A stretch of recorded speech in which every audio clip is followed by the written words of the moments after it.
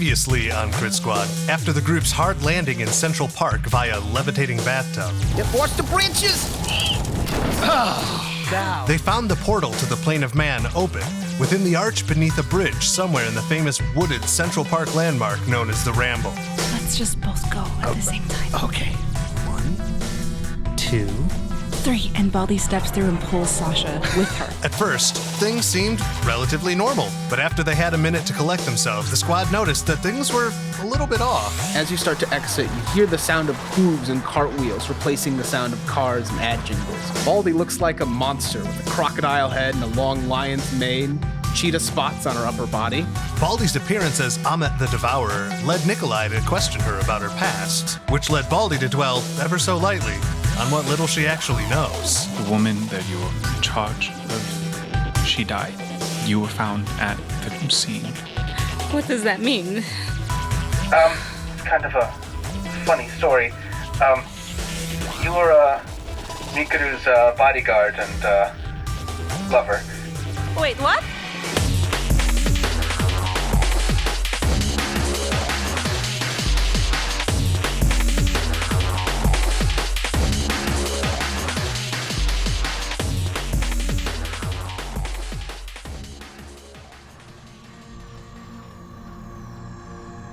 Doctor, Yes. what is wrong with your aura? Nikolai, you're not being paid to find that out, and it would be very, very displeasing were you to poke into that matter. I suggest you ignore it as if it never existed and continue with our mission. Intimidation. Roll it. I'm going to assist, not by being super intimidating, but Sasha says to Nikolai, he had a bad breakup once, and kind of shrugs a little bit, and I'm rolling for an assistance. 1 success. All right, so you get 1 bonus dice. Okay, 0 hits. Baldy, roll perception for me. All right. Okay, so it's 5. All right, with a 5, you notice the grass around Dr. Trencherman's feet starts to grow brown and die, and a couple stars wink out from the sky. Okay, Baldy is going to turn to Trencherman and smile real big at him and start like inhaling and exhaling really slowly, like maybe just take some breaths with me. You're getting a little bit excited and we want everything to stay calm and nice. We're trying to help him. Breathe a little bit. Calm down. You know what? You're right, and Nikolai, I firmly apologize. We're all here as friends and compatriots and fellow scientists. And it is important that we trust each other and work with one another. And if you will please excuse me, I really want to try and help this man who has been ravaged by this spirit. This is not something that we should leave in such a state. A section you can see over here, there's a little bit of aura left from the original power. Sasha, I thought you'd seen someplace where you might be. Yeah, I was gonna ask, as soon as you said that, does it go up there? And Sasha points across the way to that second story. That looks as though that would be the best spot. Oh, that's a shame. I don't want to go in there. Why?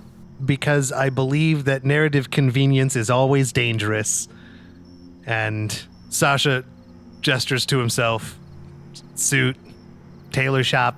It's making me nervous is my point. I see. I mean, it's really the only place we can go. It has a resonance. It's a good position, as eyed by yourself. I think it's a good place to start, but I really don't like leaving this man as it is. I shall try and finish I'm not the most adept negotiator, but sir. Perhaps I have something. And Nikolai conjures up a spirit of water, kind of a humanoid form. And he kind of whispers into its ear, my spirit will help guide him. Perhaps that can help break him from his depression. But we have to worry about this planar time, the gate closing before we can make our way out. Oh, shit, you're right. Oh, yes. Of course, I've let my own emotional response delay us. You are correct. Let us away to the tailor's shop in this window that you've seen. Yeah. And as we start heading towards the tailor shop, Sasha stops and turns back to the sad guy. sorry, but before we go, I didn't get your name. You can call me Will. Nikolai walks away, shaking his head towards the tailor shop. Baldy's going to give Will a hug before she leaves and whisper in his ear, "Hang in there. You'll be okay." When you hug him, you can almost feel the magical vibrations underneath your skin. Okay. All right, Will. Well, tell you what. We're going to go finish this job we have to do. And we'll come back and we'll have a drink, okay? We'll hang out, play some games. I don't feel like playing games. I mean, we could play Scrabble, something really boring. You're not selling this very well. I mean, it's Scrabble. What do you want from me?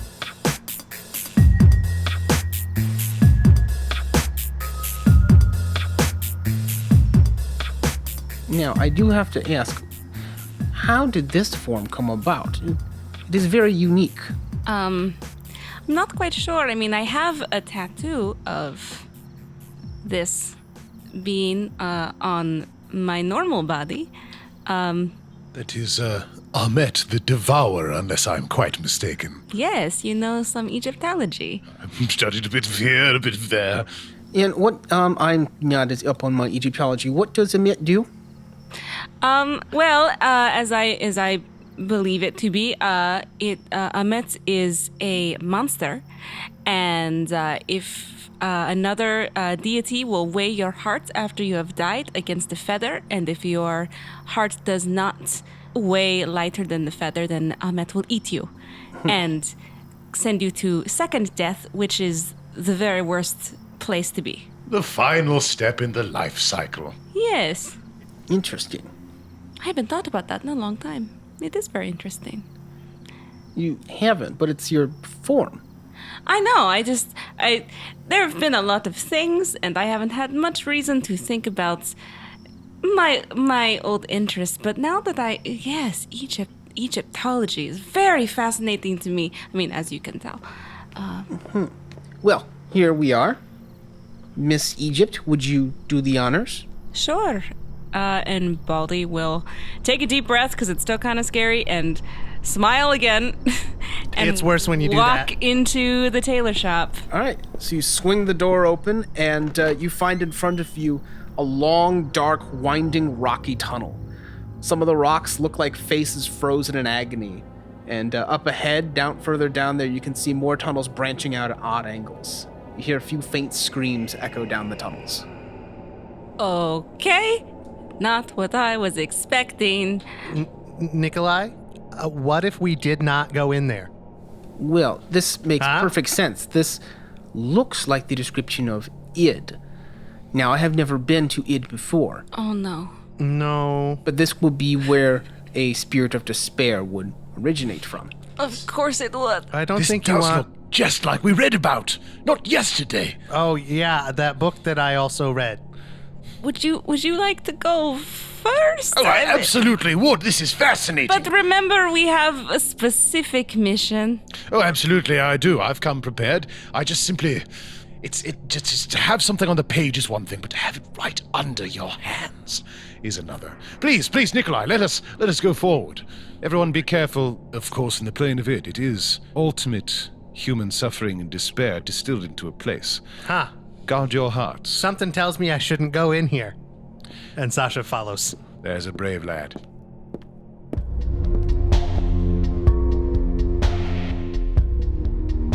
We're walking down the corridor to the hellish plain of Id, with Ahmet the Devourer in the lead.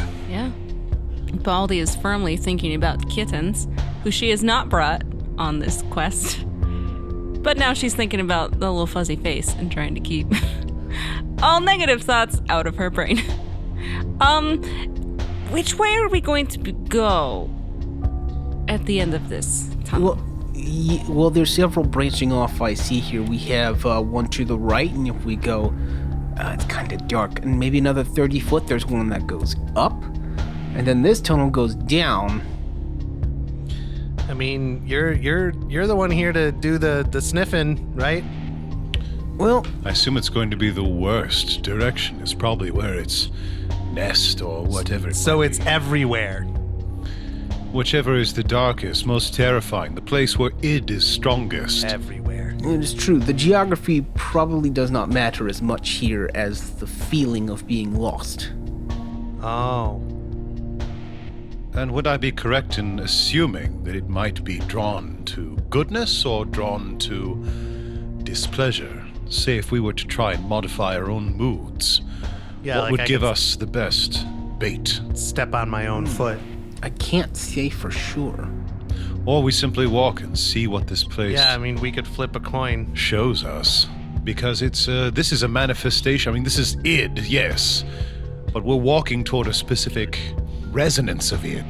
So is this its own lair, or is this simply the plane? What do you think, Nikolai? Up ahead, you see what looks like a procession of undead priests wrapped in yellow robes, descending from the tunnel that comes up, going down and walking towards you. Should we not be here when they get here? I do not know. This is largely uncharted. Yeah. Yes, I don't want to touch them. But maybe they'll ignore us? In the other plane, as long as we did not interact with them, they did not respond back in kind. And they turn to their left, your right, to follow down that other tunnel. The procession looks like there's maybe 13 of them. The sensing. Just to see if there's a similar resonance. Is it possible that they're like a sacrifice, or... Yeah, I don't. I just keep hearing the Sorcerer's Apprentice in my head right now. 3 hits. With 3 hits, they're definitely spirits of man, but they seem to be... Emotion that you read from them is blind fervor. As they chant as they walk down there, and you can hear the chants echoing back through the tunnel. I don't know what for, but there is only one singular purpose to them. Something down that hallway. If they're heading to it, it might be... That's true, it might be a lair. Ah. I believe whichever direction we go, perhaps that will lead us where we need to be. All right, let's follow then.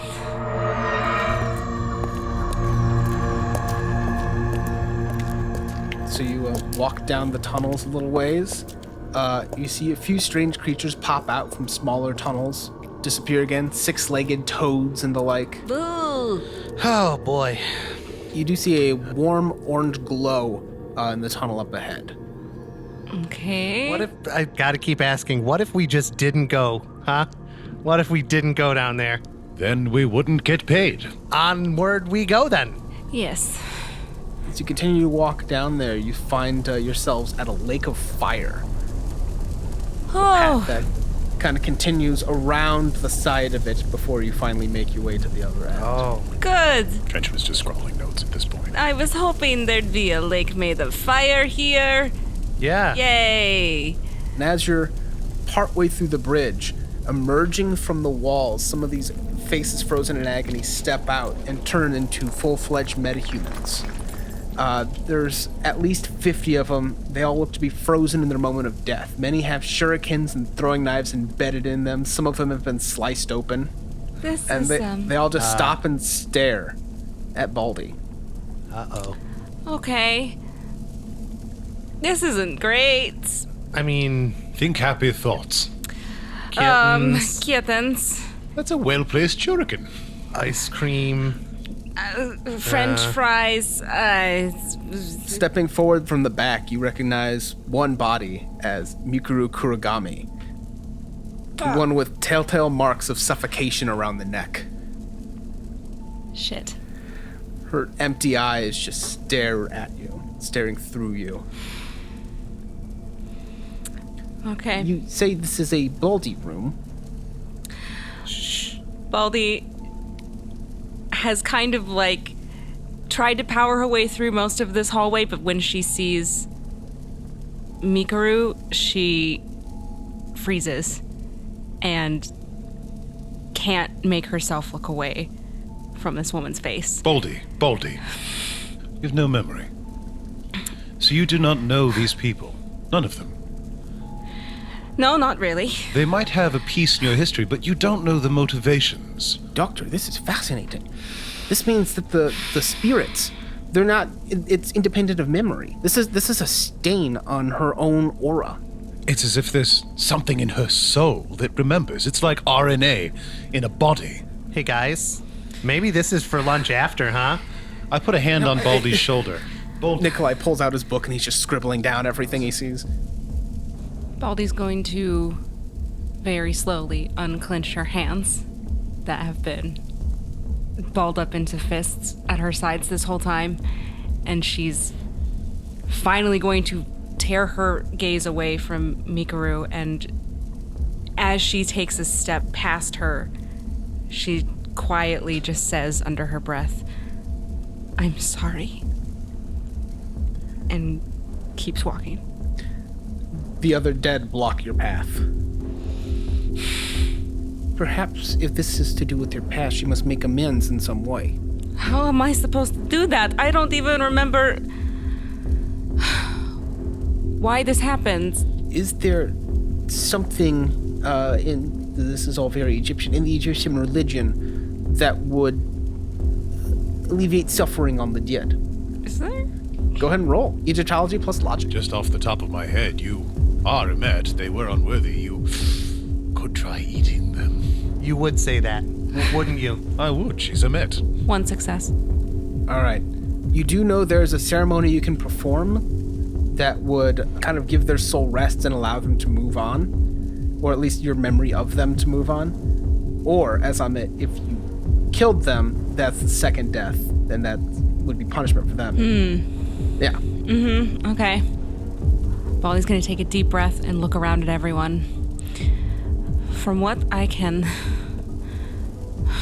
recall, I could either try and perform an ancient ceremony that would release them and let them cross over or go on with their business. I'm not sure. Something that would banish them and free them from this place.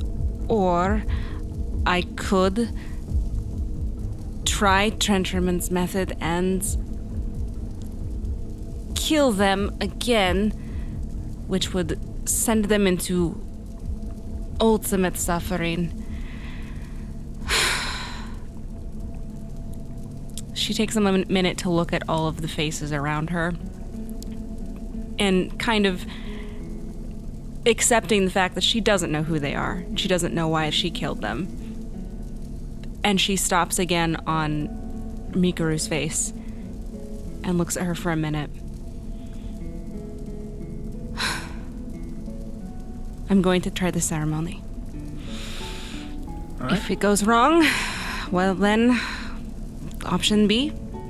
You find in your hand a leather-bound copy of the Book of the Dead, old papyrus and hieroglyphics that you can read perfectly easily, and it leads you through the entire opening of the mouth ceremony that allows the dead to speak again and grants their soul rest from their body. Baldy is going to run her hand softly over the cover of the Book of the Dead and then open it slowly and turn the crackling old pages until she gets to the passage that she's been looking for. With a deep breath, Baldy begins the ceremony of the opening of the mouth. She performs the opening rites. All of the tools appear in front of her that she needs, save for one. Instead of a serpent-handled knife, she activates her forearm snap blade. So it extends from her hand, which has the serpent tattoo on top of it, and uses that instead of the knife. She reads the words from the page, not really stopping, because she knows if she stops to think about what she's doing, she might dissolve into tears or anger. It's kind of a knife's edge at this point. But she prepares the offerings and holds up the bowls to all of the faces surrounding her, but especially to Kuragami. She performs most of the ritual looking right into Kurogami's face. Once the food offerings have been given, she stands directly in front of Kurogami. She takes a deep breath and forces herself to look right into her cold, dead eyes and reads the final spell that's written in the book.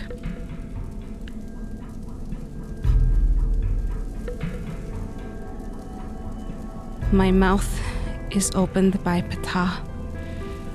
My mouth's bonds are loosed by my city god. Thoth has come fully equipped with spells. He looses the bonds of Set from my mouth. Atum has given me my hands. They are placed as guardians, and she stretches out her hands and cups them gently around Murakami's face.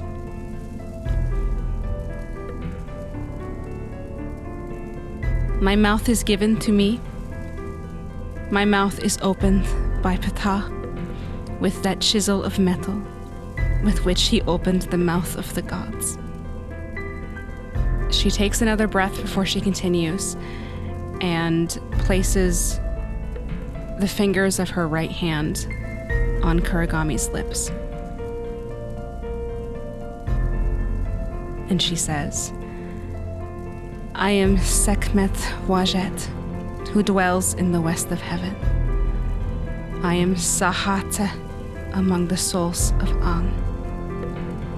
Then she takes her fingers from Kurogami's mouth and kisses them to her lips, closes her eyes, and places her hand over Kurogami's heart. And with that, the ritual is ended.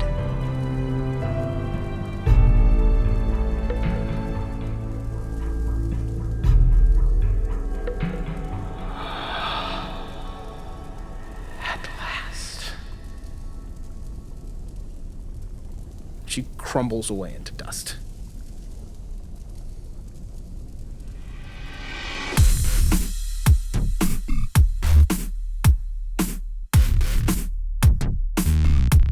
Crit Squad is Lindsay Zana, Eric Snyder, Chris Henry, and Austin Rusk is our game master. And that concludes part 2 of the Trials of Id, the Open Mouth. Part 2 of a 6-part weekly arc that we're airing here on Crit Squad. Hope you guys like it. If you dig the weekly episodes, please be sure to tweet at Crit Squadcast and let us know. And if you want to support the show with dollars, head to critsquad.com, click on the merch tab. You can pick up a poster or a coffee mug or just toss a couple of bucks in the tip jar. Help us cover the hosting costs and production costs and food and all of that stuff that goes into recording and editing a show like this. But if spending money or getting more stuff isn't in your plans for the week, you can still support the show just by telling a friend to give it a shot. You can tweet about us at Crit Squadcast on Twitter, also on Facebook at Crit Squadcast. Every little bit of word of mouth helps, sometimes even more than the cash it takes to buy a mug. Whatever you do, we love you and look forward to bringing you another episode of Crit Squad in just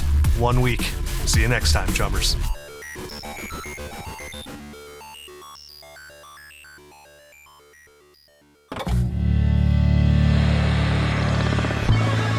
Shortwave Radio. Enjoy yourself.